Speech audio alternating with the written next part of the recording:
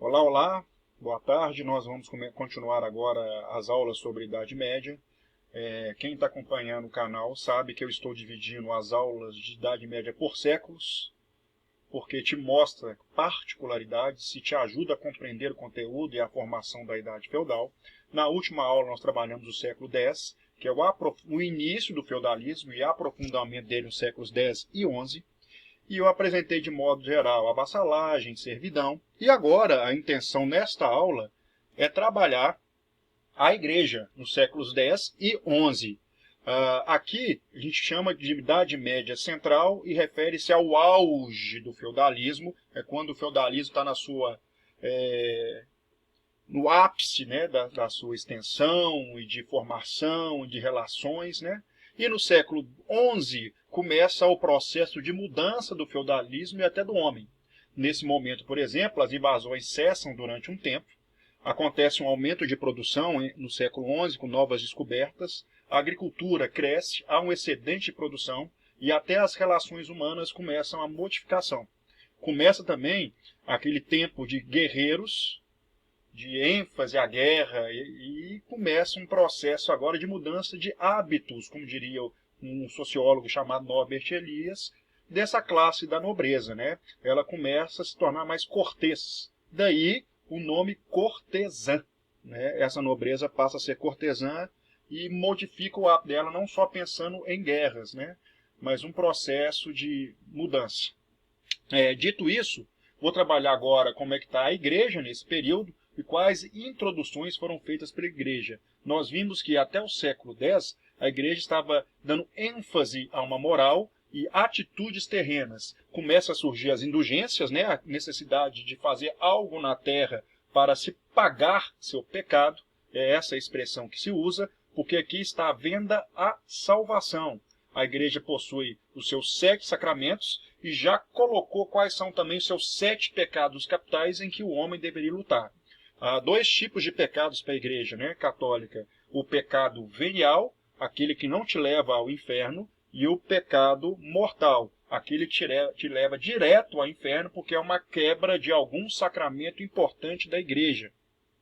A necessidade do batismo infantil, obviamente, porque a alta mortalidade infantil é grande, e para consolar os pais do período era necessário batizar as crianças, e por volta do século XI começa a se falar também muito da imagem do demônio. Aqui a ênfase a essa dualidade entre Deus e capeta começa a ser assim colocada em voga. É importante também entender que o homem medieval acreditava na onipresença do demônio, né? Ele estava em todos os lugares, tentando todo mundo. Tá, mas qual é a ênfase que eu dou desse século?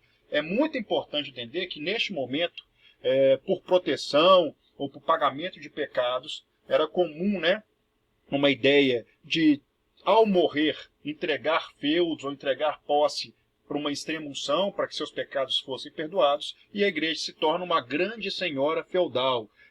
Obviamente, quem era padre ou quem era bispo era por influência e não porque o cara tinha uma vocação para isso. Então a igreja se torna a senhora feudal, quer dizer que ela tinha mais terras que o próprio nobre, já tinha os próprios exércitos, né? E aqui é muito interessante falar que começa a acontecer um choque entre imperadores e igreja.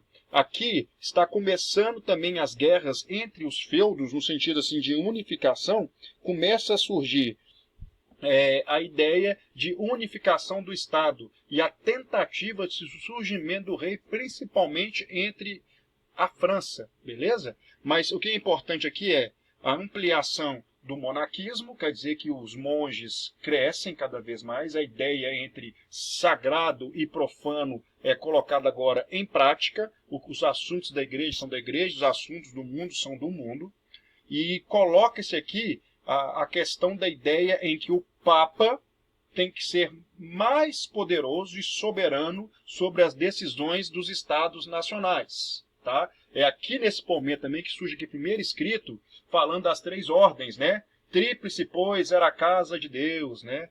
Mostrando a tríplice função da sociedade feudal. Tá? E aqui também é importante, começa o início de uma ideia de coletividade. Por que isso? Para tentar não ter uma cisão, uma separação dentro da igreja. Lembrando que a igreja está cercada por todos os lados de inimigos e era necessário se resguardar. Uma igreja desunida poderia levar ao fim do cristianismo. Então preferiu-se, né, colocar todo mundo pensando igual, agir igual e estabelecer regras sociais para proteger a igreja de possíveis cisões, né, brigas internas. Então, é importante também, uma coisa importante, uma ideia da igreja nessa sociedade tripartida, é que quem nasce nobre, ele tem a tendência à santidade. Quem nasce trabalhador tem tendência ao pecado. Então a nobreza já tinha uma predisposição natural à santidade. Beleza? E também como nos outros séculos, continua sendo uma sociedade da prece, da liturgia, dos sacramentos, porque a sociedade precisava disso, né? Ritos como vassalagem, questão de missa de sétimo dia, né? Começa um desprezo grande pelo mundo, como foi falado, e aqui também, já no século, né, do final do século IX para o X, X para o XI, começa aqui o conflito entre as autoridades imperiais, principalmente do Sacro Império Romano Germânico. A gente não trabalha aqui, já estão saindo da França, um pouquinho do feudalismo francês, estão entrando na área do Sacro Império Romano Germânico, né? Começa um conflito para saber quem manda, quem pode colocar os bispos, quem escolhe os bispos para governar o império. O Sacro Império Romano Germânico, que são descendentes diretos de Carlos Magno, querem eles mesmos o imperador alemão, né, da área da Alemanha hoje, do Sacro Império, o próprio nome já fala, é sagrado, o imperador quer, então, ele mesmo escolher quais bispos vai colocar nos cargos. E o Papa, ele quer decidir quais bispos ele vai colocar. Qual que é o grande problema? Óbvio que uma pessoa alemã quer bispos alemães. O Papa já quer o contrário. O Papa quer colocar espiões, né, abre aspas, espiões, dentro das cortes para fiscalizar. E não necessariamente que seja do próprio país, porque ele pode dar ênfase ao próprio país mais do que à própria fé dele. E aí começa uma questão grande de conflito entre as monarquias que estão surgindo e a igreja. Obviamente, essa questão foi chamada da questão das investiduras. A gente trabalha pouco isso na escola, trabalha-se pouco isso na escola, mas é chamado de questão da investidura. Qual cargo será investido? Ou investido pelo imperador, ou investido pelo Papa. E esse conflito é sério. Há uma cisão da igreja durante muito tempo, uma briga com essas monarquias e conflitos, né? E aí o próprio território da igreja, isso impede a Itália se formar e a Alemanha se formar. A Itália, por exemplo, não consegue se formar porque tem territórios dentro da igreja, dentro da Itália, que pertence à igreja e também pertence ao Sacro Império Romano Germânico. Então a unificação da Itália e da Alemanha serão adiados para o século XIX por causa dessas questões internas, né? Brigas internas. Então, beleza. Na próxima aula, nós vamos trabalhar a formação das monarquias feudais. Quais são elas? França e Inglaterra são as duas primeiras monarquias a se formar. A história da Inglaterra pretendo trabalhar depois em outros vídeos. A história da Inglaterra é bem particular, não é muito questão do Enem, tá? Mas eu vou fazer um vídeo, porque tem pessoas que têm interesse, né? Principalmente quem assiste séries como Vikings e como Last Kingdom, que são séries excelentes, trabalham a história da Inglaterra. Então, prometo a vocês a ideia de fazer um vídeo sobre a história da Inglaterra em particular e as características dela. A única parte importante, que é muito do Enem, é a questão da Guerra dos 100 Anos, que vamos trabalhar depois. E isso é uma particularidade própria da Baixa Idade Média. Então, isso eu vou trabalhar. Valeu pela atenção e abraço.